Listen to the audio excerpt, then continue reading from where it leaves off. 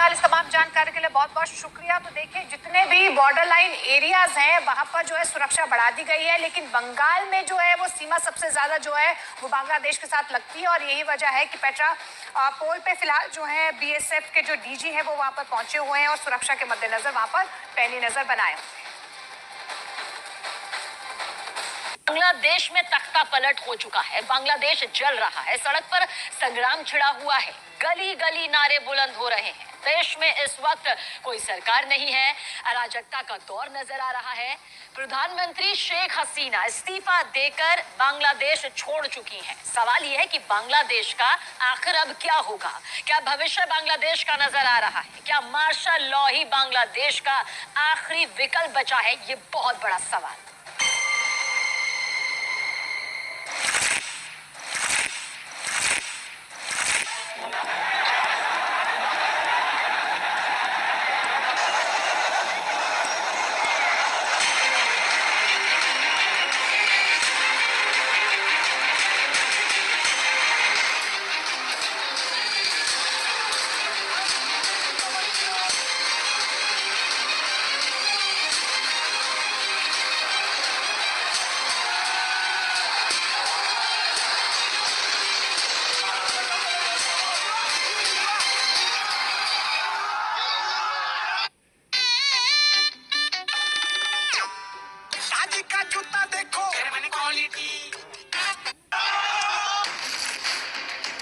पहला हथौड़ा बांग्लादेश के जनक बंग बंधु की मूर्ति पर, दूसरा हथौड़ा बांग्लादेश के लोकतंत्र पर, तीसरा हथौड़ा बांग्लादेश की समूल व्यवस्था पर, चौथा हथौड़ा शेख हसीना सरकार पर। तस्वीरें हिला देने वाली हैं। बांग्लादेश के 53 सालों के इतिहास में ऐसा कभी नहीं हुआ। राजधानी ढाका को फूंक दिया गया। हजारों की तादाद में लोग सड़कों पर उतर आए। हिंसा का तांडव जारी है।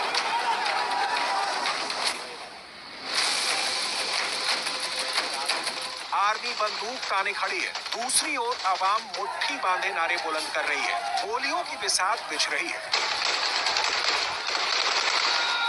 अब तक 300 लाशें गिर चुकी हैं। हजारों लोग जख्मी हो चुके हैं। पुलिस के सायरन और एम्बुलेंस के शोर से ढाका गूंज रहा है। जो विद्रोही हैं, वो तो जान हथेली पर उठाए घूम रहे हैं, लेकिन जो आम लोग हैं घरों में दुबके हैं, सहमे हुए हैं। देश का क्या होगा? मुल्क को इस धधकती आग से कौन बचाए? बांग्लादेश उन्माद की आंधी में तिनका सा बिखर रहा है। बांग्लादेश पहले ईंट दर ईंट टूटा, अब दीवार दर दीवार ढह रहा है। प्रधानमंत्री शेख हसीना के आवास गणभवन में हजारों की भीड़ घुस गई। बेडरूम तक पर कब्जा जमा लिया। हिंसा को देखकर शेख हसीना भाषण रिकॉर्ड करना चाहती थी, लेकिन उन्हें ऐसा करने का मौका तक नहीं मिला। बांग्लादेश के पीएम हाउस के बेडरूम में प्रदर्शनकारी को आराम फरमाते देखा जा सकता है। प्रदर्शनकारी को पीएम हाउस के लॉन में भी टहलते देखा जा सकता है। भीड़ ने गृह मंत्री अज़्दुज़्ज़मन खान के घर को भी आग के हवाले कर दिया। शेख हसीना की पार्टी अवामी लीग के दफ्तर में गुस्साई भीड़ ने आग लगा दी। बांग्लादेश इस वक्त आक्रोश वाली जलती भट्टी बन चुका है। जनता का गुस्सा सड़कों पर खूनी संग्राम में तब्दील हो गया है। प्रधानमंत्री शेख हसीना ने पहले इस्तीफा दिया, उसके बाद अपनी छोटी बहन शेख रेहाना के साथ देश छोड़कर भाग खड़ी हुई। अराजकता, अव्यवस्था, आक्रोश, आगजनी, आक्रामक और हिंसक हुई भीड़ ने मुल्क को पतन के पाताल में पहुंचा दिया है। पूरा देश चल रहा है। खून, जख्म, लाशें और मातम के बीच देश की कमान आर्मी ने संभाल ली है। आप कह सकते हैं कि बांग्लादेश में तख्ता पलट हो चुका है। चीफ ऑफ आर्मी स्टाफ वकार उज जमान ने ऐलान कर दिया है कि वो सब संभाल लेंगे। আমি সমস্ত রাজনৈতিক দলের নেতৃবৃন্দকে এখানে আমন্ত্রণ করেছিলাম। ওনারা এখানে এসেছেন। আমরা একটা সুন্দর আলোচনা করেছি। সেখানে আমরা সিদ্ধান্ত নিয়েছি যে একটা ইন্টারিম গভর্নমেন্ট আমরা ফর্ম করব এবং ইন্টারিম গভর্নমেন্টের মাধ্যমে এদেশের সমস্ত কার্যকলাপ চলবে। क्यों बांग्लादेश में लग गई बर्बादी की आग? कैसे तबाह हो गई शेख हसीना की सरकार? भीड़ ने क्यों उखाड़ फेंकी चुनी हुई सरकार? और सबसे बड़ा सवाल कि बांग्लादेश की कमान अब किसके हाथ? आपको बर्निंग बांग्लादेश की हर एक डिटेल दिखाएंगे। आपको बताएंगे कि कैसे शेख हसीना के खिलाफ भड़की भीड़ ने कानून को अपने हाथों में लेकर देश को जला डालने की कसम खाई। लेकिन उसके पहले तस्वीरें जो बांग्लादेश के अंधकार में भविष्य की गवाही।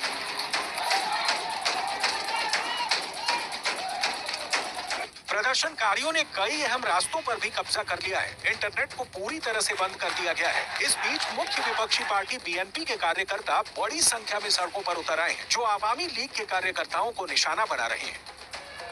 जब प्रदर्शनकारी स्टूडेंट्स अगेंस्ट डिस्क्रिमिनेशन के परचम तले आयोजित असहयोग कार्यक्रम में भाग लेने पहुंचे, आवामी लीग, छात्र लीग और जुबो लीग के कार्यकर्ताओं ने उनका विरोध किया, जिसके बाद दोनों पक्षों के बीच झड़प हुई। राजधानी ढाका सहित देश भर में सेना तैनात कर दी गई है। सड़कों से पुलिस को हटा दिया गया है। और बहुत बड़ी खबर इस वक्त बांग्लादेश से आ रही है, जहां पर बांग्लादेश नेशनलिस्ट पार्टी की ने మీరేంటి సార్ ఇక్కడ ఈ కంపెనీ ఏమైనా కొంటున్నారా? వాడు కంపెనీ కొనడం ఏంటి? మతిపోయిందా?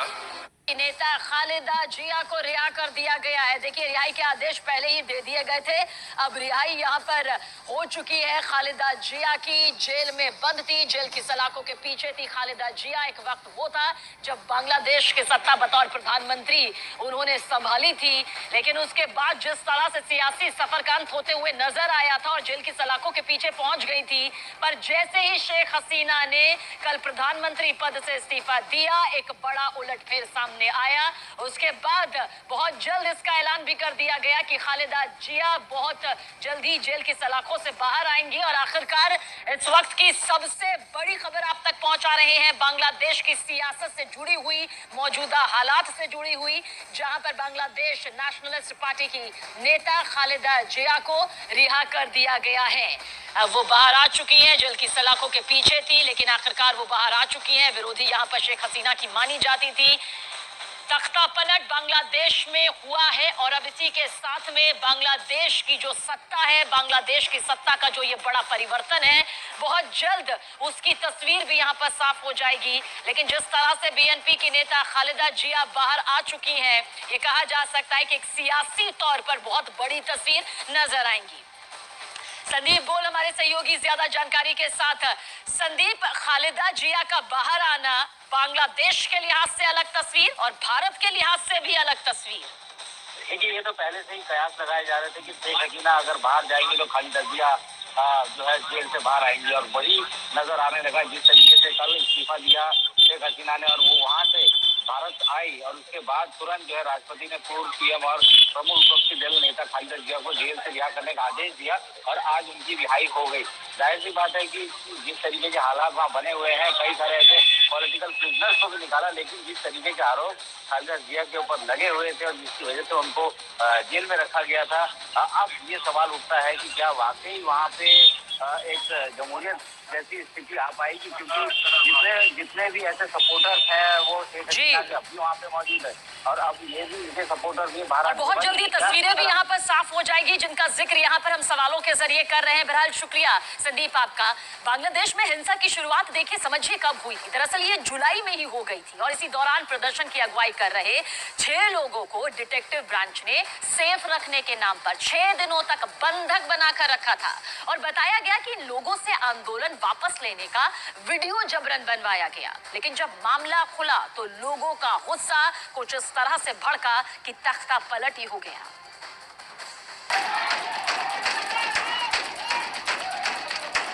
देश भर में कर्फ्यू लगा दिया गया है। स्कूल, कॉलेजों और मार्केटों में 3 दिन की छुट्टी का ऐलान कर दिया गया है।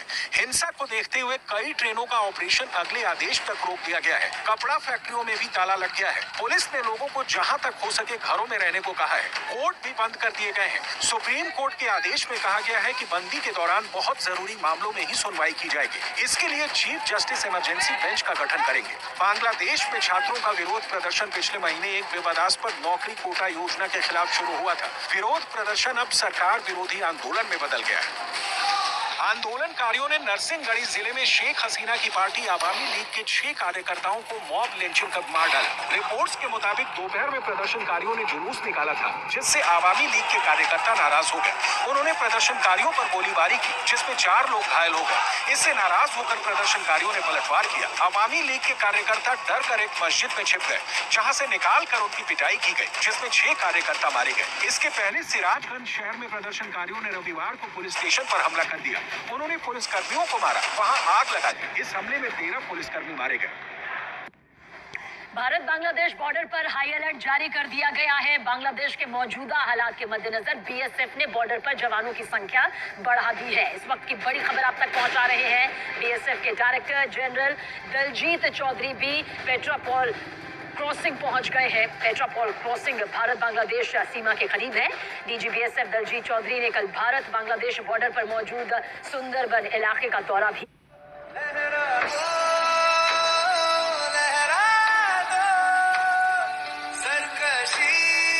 किया था। सूत्रों के मुताबिक अभी भारत बांग्लादेश सीमा पर स्थिति पूरी तरह सामान्य है, लेकिन घुसपैठ की आशंका के चलते बॉर्डर पर हाई अलर्ट जारी कर दिया गया है। बीएसएफ लगातार बॉर्डर गार्ड्स बांग्लादेश के संपर्क में है और दोनों तरफ से जरूरी सूचनाएं एक दूसरे के साथ में साझा की जा रही है। तो बांग्लादेश में इस वक्त जिस तरह के हालात बिगड़े हुए हैं, नया परिवर्तन जो है वो सियासी तौर पर दिखाई दिया है। कल शेख हसीना ने प्रधानमंत्री पद से इस्तीफा दिया, उसके बाद भारत की तरफ रुख किया। ऐसे में बॉर्डर पर किसी भी तरह की जो हलचल है उस पर नजर लगातार बनी हुई है। और बांग्लादेश के साथ भारत में कुल 4096 किलोमीटर सीमा यहां पर ये साझा करता है। जानकारी आपको कुछ दे देते हैं बॉर्डर से जुड़ी हुई। भारत के पश्चिम बंगाल, असम, मिजोरम, मेघालय और त्रिपुरा के साथ बांग्लादेश की देखिए सीमा लगती है। इस मैप के जरिए आप समझिए, इनमें बांग्लादेश की 2217 किलोमीटर सीमा अकेले पश्चिम बंगाल के साथ यहां पर लगती है, जो कि आपको इस जुड़ाव के साथ नजर भी आ रही होगी। और इसी के साथ बीएसएफ ने बॉर्डर पर जवानों की संख्या जो है वो कई गुना बढ़ा दी है। तो इस वक्त की बड़ी खबर भी आप तक पहुंचा रहे हैं, किस तरह से बॉर्डर पर जवानों की संख्या बढ़ाई गई है और साथ ही साथ किस तरह से कई किलोमीटर, हजारों किलोमीटर तक का ये जो बॉर्डर है भारत बांग्लादेश का, जो एक जुड़ाव के साथ यहाँ पर नजर आता है, जिस पर किसी भी तरह की घुसपैठ ना हो, किसी भी तरह की अनैतिक हलचल ना हो, उसके लिए जवानों की जो संख्या है वो बढ़ा दी गई है। बांग्लादेश में तख्ता पलट हो चुका है, सेना के हाथ में जो कमान नजर आ रही है। ऐसे में भारत के साथ जो रिश्ते हैं उसे लेकर तो नजर बनी हुई है, लेकिन बॉर्डर पर जो हलचल है उस पर भी खास तौर से सैनिकों की तादाद को बढ़ा दिया गया है। बीएसएफ के डीजी ने बॉर्डर का दौरा भी यहां पर किया। सभी आला अधिकारियों की नजरें यहां पर टिकी हुई हैं। और आखिर बांग्लादेश में देखते ही देखते ऐसा क्या हुआ कि शेख हसीना सरकार को इस्तीफा देना पड़ा और भारत की शरण यहां पर लेनी पड़ी। दरअसल दावा यह किया जा रहा है कि बांग्लादेश में बगावत के जो शोले उठे उनके पीछे 3 किरदार हैं। कौन है वो किरदार, इस रिपोर्ट के जरिए आप देखिए।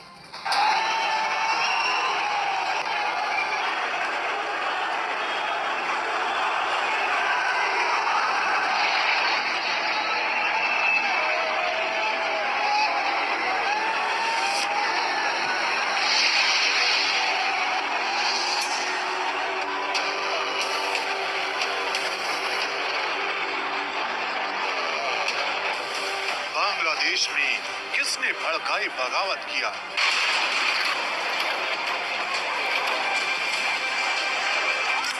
किसके इशारे पर बांग्लादेश में उग्र हुआ आंदोलन?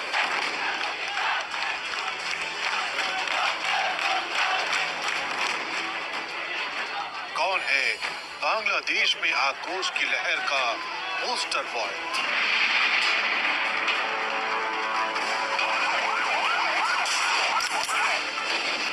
जलते हुए बांग्लादेश की तस्वीरें हैं। ये उस बांग्लादेश की तस्वीरें हैं जहां आरक्षण की आग में शेख हसीना की राजनीति का अतीत और वर्तमान जलकर राख हुआ। ये उस बांग्लादेश की तस्वीरें हैं जहां आंदोलन के भंवर ने पूरे सिस्टम को ढील दी। लेकिन सवाल यही है कि आखिर बांग्लादेश में मचे इस हाहाकार के पीछे कौन है, किसके इशारे पर बांग्लादेश में ऐसी सत्ता विरोधी लहर आई कि शेख हसीना का राजनीतिक करियर उसमें तबाह हो गया। इन सवालों के जवाब 3 किरदारों के इर्द गिर्द घूमते हैं, नाहिद इस्लाम, आसिफ महमूद और अबू बकर। ढाका यूनिवर्सिटी के ये वो 3 छात्र हैं जिन्होंने बांग्लादेश में इतना बड़ा आंदोलन खड़ा कर दिया कि शेख हसीना को इस्तीफा देकर और देश छोड़कर जाना पड़ा। जानकारी के मुताबिक तीनों छात्र सामान्य घरों से आते हैं, इनका कोई राजनीतिक बैकग्राउंड भी नहीं है। ये तीनों छात्र इससे पहले तक कुछ छोटे मोटे प्रदर्शनों का हिस्सा रहे हैं, लेकिन दावा किया जा रहा है कि आरक्षण की आग ने इनके अंदर इतना आक्रोश भर दिया कि ये बांग्लादेश की सत्ता से ही टकरा गए।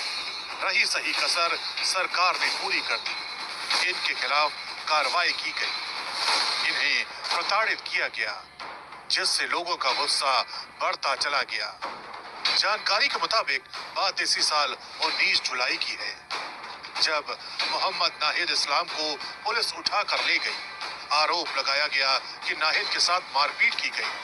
नाहिद के हाथों, पैरों और कंधों पर चोट के निशान थे। नाहिद ने बताया, सादे कपड़ों में कुछ लोग आए थे,